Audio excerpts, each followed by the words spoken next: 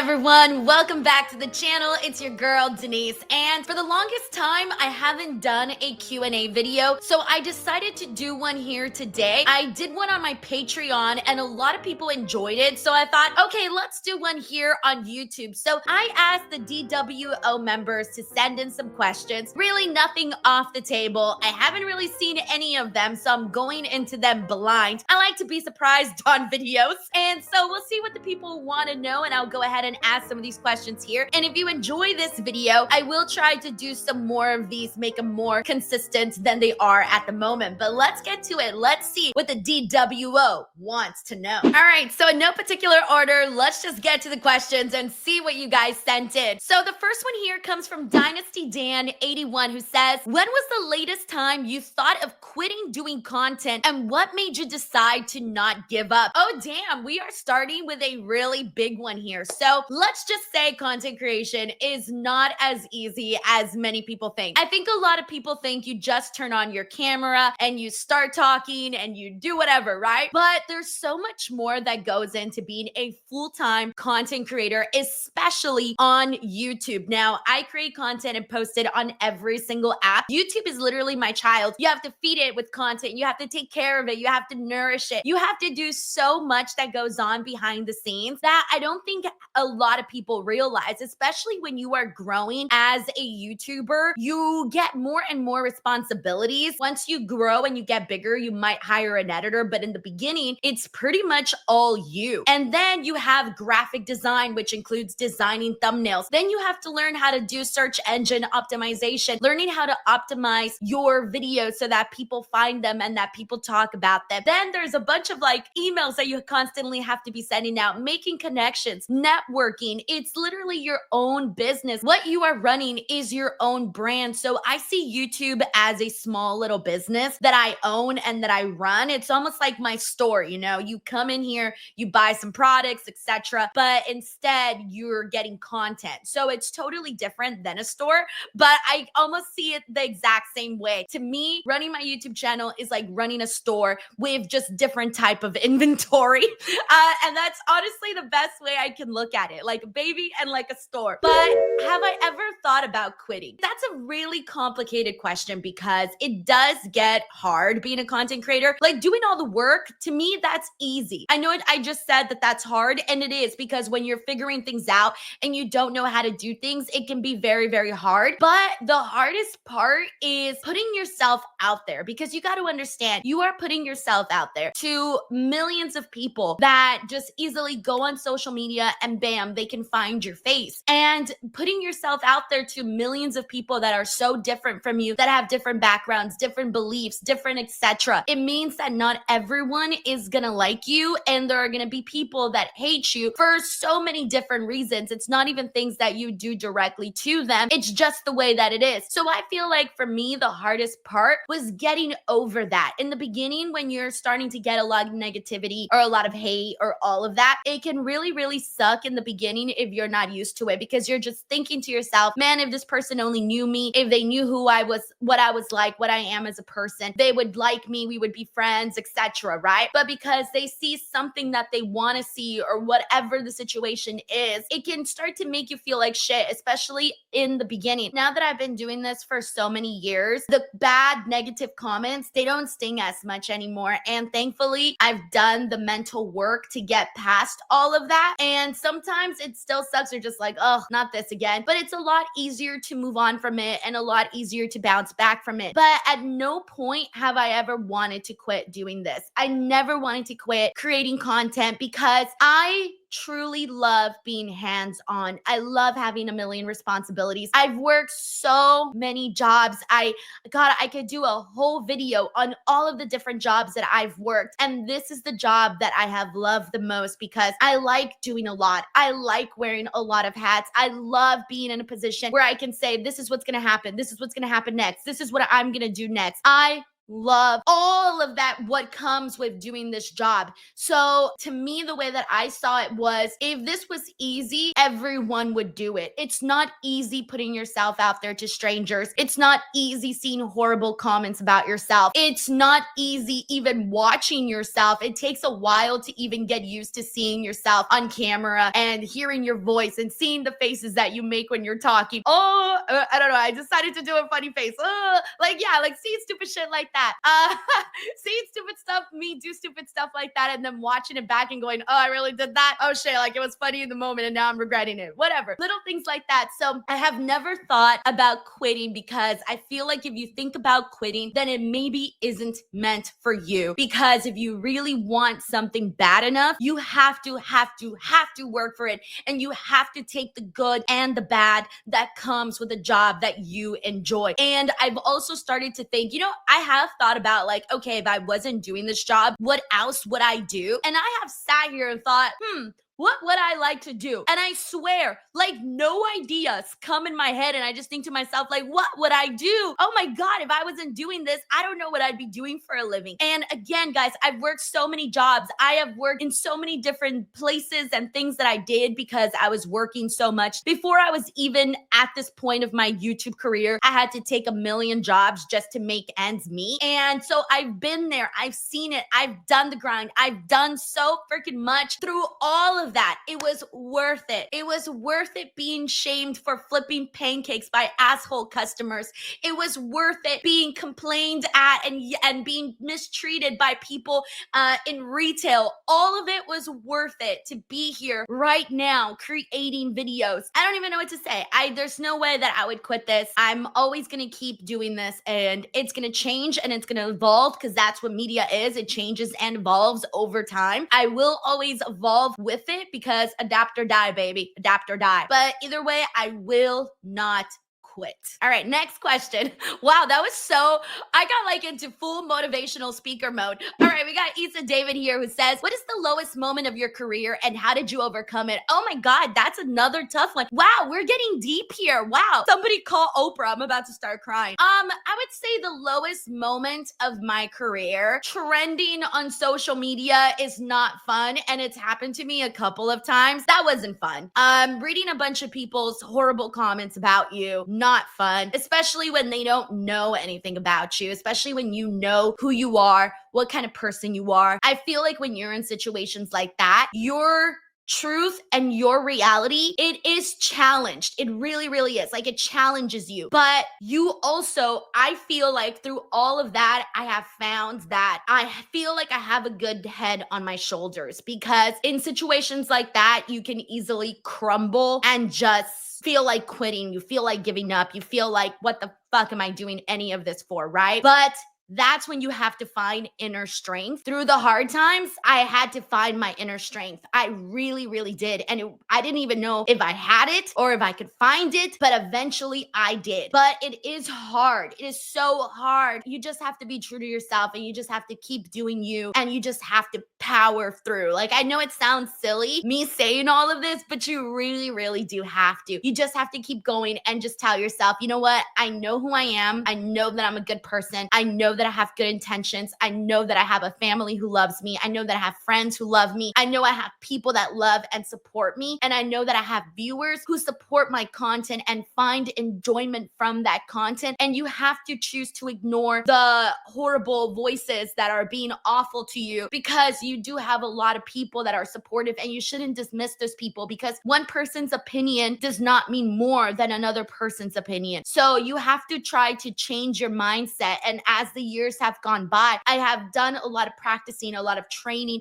mental training, mental, whatever you want to call it, gymnastics, mental gymnastics, to understand this world and to be okay in it and to survive and not sink in this world. So I would say those are probably the lowest moments, is anytime I just get a lot of negativity my direction. But I feel that the positive moments and the really great moments just completely outweigh all of that. Now, if this is also your first time watching my Q&A videos, I get very deep and very personal. So sorry if this is way too much for some people. I just really want to be honest in these videos. I don't script myself. You're not seeing anything that's scripted. I'm just me, and this is what you're getting right now. So I really thank you guys for being here, and I hope that some of the things I say resonate, because here's the thing, like, you just don't deal with negativity and hate just in content creation. No, you deal with it everywhere in life. It could be from, family, from friends, from coworkers, all sorts of things, and it just comes in many different forms. So I really truly feel like we just have to do the best we can every single day and keep moving forward, and just know your truth and know who you really are as a person, because that's what's going to get you through like hard times. All right, we got Darkwing1921 who says, if not too personal, what is it like working on YouTube? How do they base your commission? Is it based on views, likes, subs, or a combination of them all? So I've actually done one video on this before. However, it was several years ago, so probably hasn't popped up on the recommendations page in a very long time. But it's basically on views, watch time, and where people are watching from.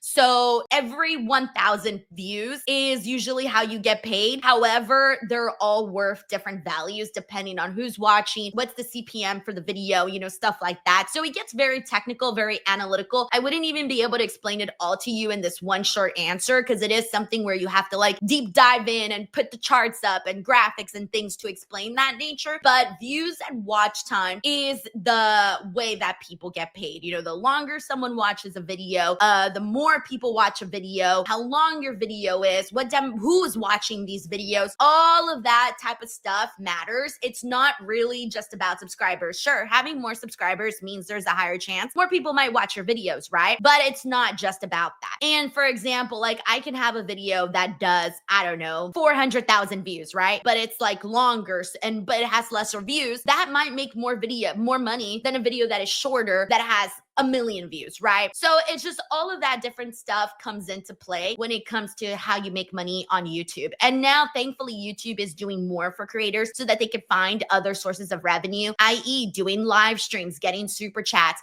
super thanks, which people could leave on videos afterwards. There's also product stuff, like you can put links on screens to products. So if people buy it, you might get a little bit of commission from that. I haven't really done that. I probably should, but I haven't really done it. So that's another way that YouTubers can make money. Memberships is another way. So thankfully, YouTube has opened more sources of revenues, because watch page ads, like, you really got to have videos that are getting so many views and are doing really well in order to really make good money. That's also why a lot of creators get discouraged in the beginning, is because they see how much they're getting paid for like a video that took, days to make, right? And then they put it up and they have so many hopes riding on it. And then it's like, oh, you made $2. And you're just like, what? I made $2 on a video that I took 16 hours on, or whatever the case may be. And it can be very, very disheartening. Trust me, your girl has been there, and you feel like death. And you're just like, oh my God, I have a college degree and I've only made $2. What am I gonna do? I've been there, and you just have to keep going and not let it fuck you up mentally.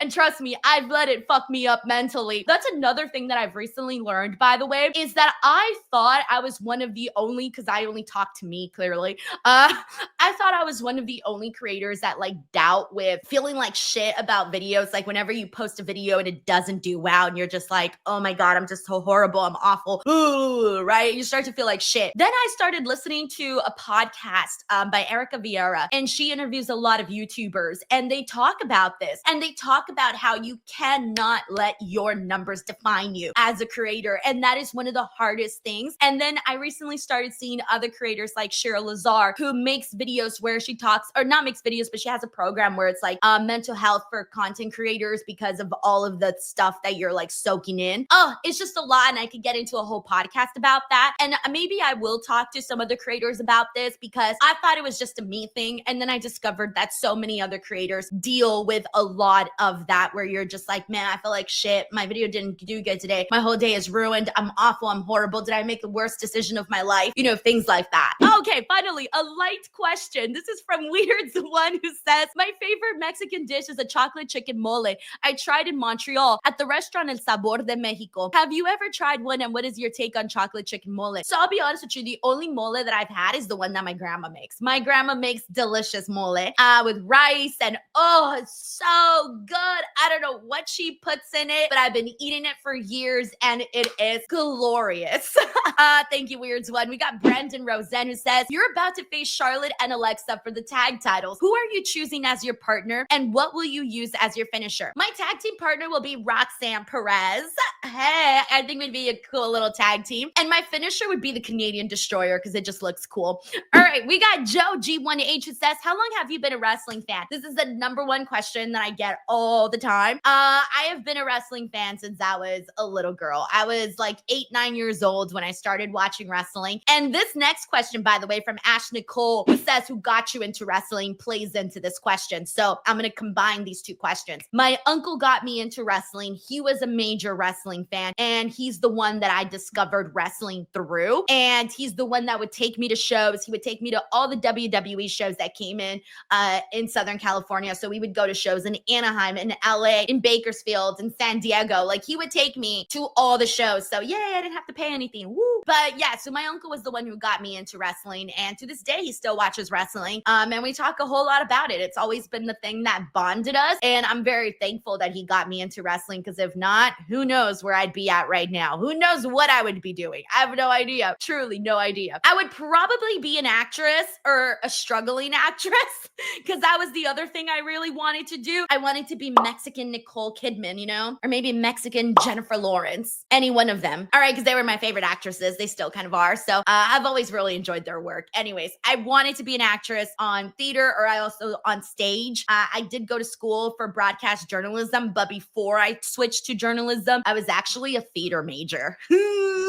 Oh, wild times there, let me tell you. But yeah, so I probably would be an actress. Anyways, that's how I got into wrestling, through my uncle. All right, we got the Entrance Club here who says, since we are a little halfway point of the year, who is your favorite male female wrestler of the year, pay-per-view of the year, tag team of the year, and match of the year? I just did a video on this actually. You can check it out here on the channel as a mid-year review. Favorite male female wrestler right now, I have to say Hangman Page on the AEW side. I think he's wrestler of the year, mainly because of the storylines, additionally on top of the matches. And then for the women, I think it's a tie between Rhea and Io. I just think they've both been killing it. And then for pay-per-view of the year for WWE, it's Evolution as of right now. And then for AEW, I think I'm still going with Revolution. Yeah, I think I'm still going with Revolution, but I also really love Double or Nothing. And I also did like All In. I mean, there's just a lot happening there, like a lot. And then what was the other question? Tag team of the year. I think there's been a couple of tag teams on SmackDown that have been killing it. However, I think by the end of the year, my answer is going to be different. Right now, I have to say I've enjoyed what they've done collectively as a whole on SmackDown, like the Street Profits and all those guys. But I think by the end of the year, I think my favorite team, if they keep going the way they're going right now, it's probably going to be Brodito, which is the team of Brody King and Bandito. So maybe by the end of the year, it'll be different, but that's where I'm at. Oh, and match of the year for me is still Hangman versus Will on the AEW side, and then Io, Bianca, Rhea on the WWE side. We have Slipgoff2112 who says, what's your favorite pasta dish? Ooh, I love pasta. My favorite pasta is gnocchi. I think I said that right, gnocchi. I had gnocchi in a bunch of different places, and so gnocchi pasta is my favorite kind of pasta.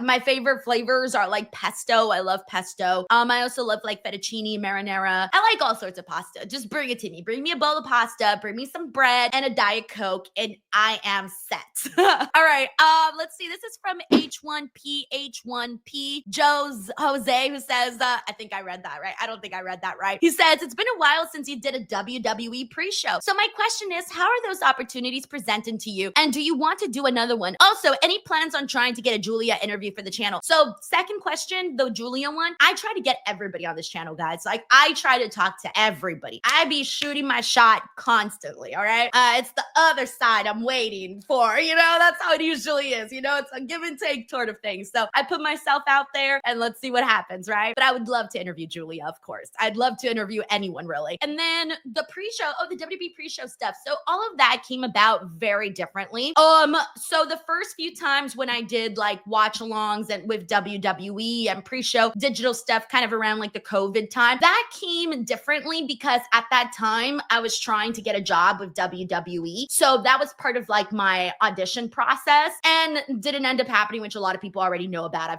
talked about that in depth, but that was like early 2020s around there when I started doing appearances. Later on, I started to do NXT appearances, and those ones really came out of the blue, actually. I was in this room walking on the other side of this camera, and I forgot what the hell I was doing, and I got a call, and then the call said that they were interested in having me come out and appear on the NXT panel, like pre-show. I was on the phone like, Keke, me? Moi, yours truly? And they were like, yeah, are you interested? And I was like, yeah, definitely in person. Like, yeah, in person. And I'm like, oh shit, okay, let's do this. Yeah, let's rock and roll. And right away I was like, I gotta go on a diet. Let's go. And that's how that came about. Those have came about in that way where it's like, just like that, you know? And a lot of it has to do with like putting yourself out there, constantly putting out videos and content so you're on the forefront of people's minds, things like that. And then whether or not there's another opportunity coming down the pipeline, I don't know. I'm obviously up for it because any sort of publicity for me is a way to promote my YouTube channel. Like when I'm do stuff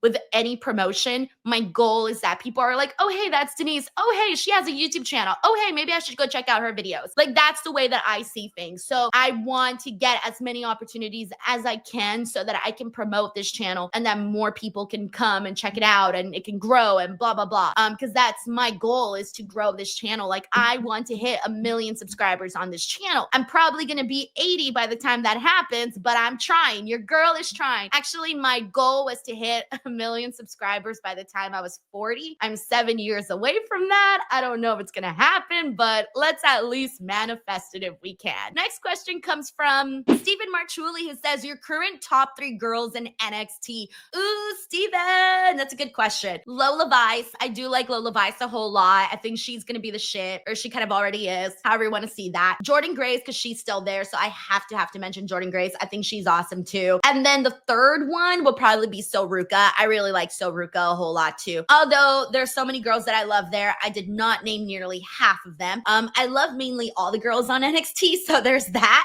So just copy and paste like pretty much the whole roster on there. All right, we got John Taylor here who says, do you remember the first time you were recognized in public and what did it feel like? I know you were an entertainment reporter previously, so it could be the first time ever since becoming a wrestling content creator, Denise's choice. Yeah, so it's funny. I actually remember the first time I was recognized was in college because I was a reporter for OC News, which was Orange County News, but it was through Cal State Fullerton. So we used to do reports on there. And I remember I had started doing my little job as a reporter for the OC News, right? One day I was in school and I went to go, because I used to rent camera equipment from the school because I didn't have camera equipment. So I was returning my camera equipment and then there was somebody there that was like, oh my God, you're Denise. And I was like, yeah.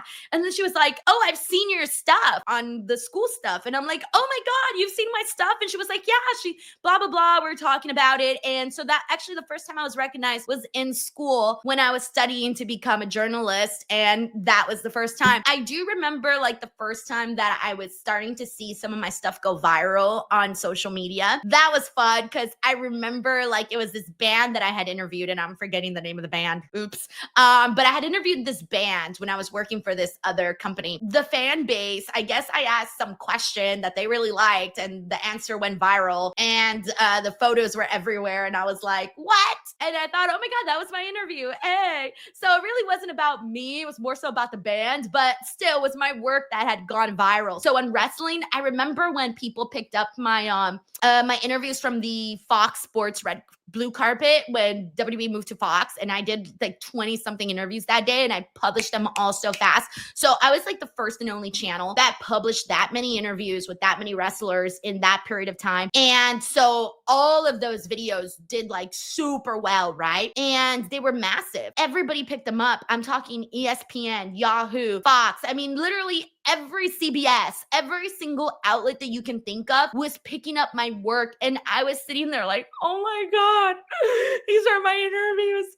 And people are sharing them. And it was so stupid, but I get really excited whenever I see like media outlets pick up my work and it's like, yeah, bitches, I did that. You motherfuckers wouldn't hire me, but I'm doing it on my own, suckers. So it's more like that. That's the way that I see things. I'm like, oh.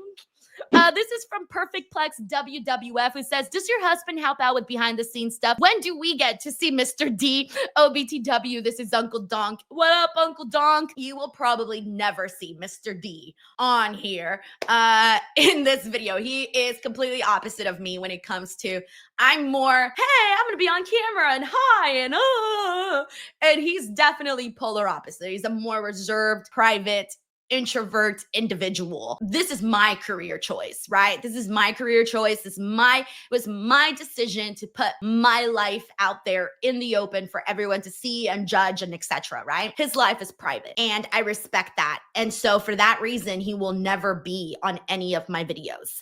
Never is gonna happen. He is my personal private life. He's a private individual. And so I have to respect that. And that's why I also don't post very many of my family members either. Like they're private people. So that's kind of the reason why you're probably never going to see Mr. D. And does he help me out behind the scenes more than you would ever possibly know, more than ever that I can put into words? It's mainly with the confidence boosting. He boosts my confidence up and he helps me see things that I can't always see. He helps me see the bigger picture. He helps me when I'm, feeling like shit, right? I don't think I could ever put into words how much he truly does help me. All right, the next question comes from Jason Major. He says, did Mark Zuck get his head out of his ass and give you your stolen page back? I don't use social media that much anymore, and if you ignore this, I'll give a backup. Ticketmaster has been a real pain in the ass for all events. What do you think they should be done with wrestling tickets or even and I guess even other tickets is what he's saying. Oh man, Ticketmaster, I mean, I've had my day and time with Ticketmaster. I think that they're too big and powerful at this point, so there's really nothing we can do, unfortunately, unless they do decide to do something. Not really sure, but I think ticket stuff will all remain as is. And then my stolen page, I never got it back. I had to start all over from zero, which was a pain in the ass, but it's doing good. It's growing, so I can't complain. I'm just really hoping and praying that Facebook monetizes me because it would be huge. But as of right now, I'm still kissing Mark Zuckerberg's butt right now to try to get monetized. So hey, Mark, if you're seeing this, monetize your girl. Next up, we got Mr. Acosta, who says, what's one interview you wish you could redo? You know what? I don't think I have one. There's interviews that I wish I would have gone longer with, but you really can't, because when they're like, hey, you got 2 questions, hey, you got 3 minutes, there's only so much you can do. For those of you wondering why some of my interviews are so short, that's just the way that it is. They in certain situations, it's like, hey, you got 3 minutes because that's all the time we have. Or you get 2 questions. That's all the time we have. And that's just what it is. So it's not that I would redo any interview. It's more so that I wish I had more time. We got David Primero, who says, what wrestling interview did you regret doing because the person is not pleasant to talk with? Ooh, David, that's a really great question. I'll be real with you. I don't think I've had a bad wrestling interview where the person was rude or mean or nasty, because you got to understand, like, a lot of them, they understand, like, it's their job. It's what they're supposed to do. And they understand that they're on camera, right? If someone is interviewing someone and that person's being like rude to the interview or being mean to the interviewer or nasty or whatever, right? People are going to see that and they don't want bad publicity like that. So everyone's super nice and open and fun and they recognize it's their job. Yeah, I haven't had a bad experience with a wrestler being mad or angry or anything like that. We got Mr. Diamond Money 27, who says, what wrestling promotion would you manage or be an announcer? So I don't think I would ever be a ring announcer like full time. I used to do it back in the day when I needed work and just wanted to get my foot in the door in any place. And it was fun, but it wasn't my passion. I wouldn't be a manager either. I just don't think I have the chops for that. You got to have good acting chops, good promo chops. I don't got that. I recognize that. So I don't think I would be a good manager. So I would not be a manager nor an announcer with any company like full time or anything like that. Like, I do it for fun and you will see me do ring announcing for fun, but definitely not full time or as my main thing. It's just not really where my heart is at. But yeah, that's it. My heart is mainly like, I love to be an analyst and I love to be a host. That's more my style. That's more of what I like to do. And I like to be like unscripted. I'm not a scripted individual. Like, you script me and I'm like, what do I have to say again? What word? What word? Yeah, I can't do scripted. I'm off the cuff, baby. Anyways, that is the Q&A. I hope I didn't talk too much and bore you to death, but if I did, please don't hold it against me and subscribe to the channel. And if I didn't bore you to death, well then subscribe to the channel. Check out more videos. You can click here on the screen for more. And if you would like me to do more Q&As in the future, I would love to. If you guys want to, let me know in the comments section below. Thank you guys so much, and I'll see you guys on the next one. Bye, everyone.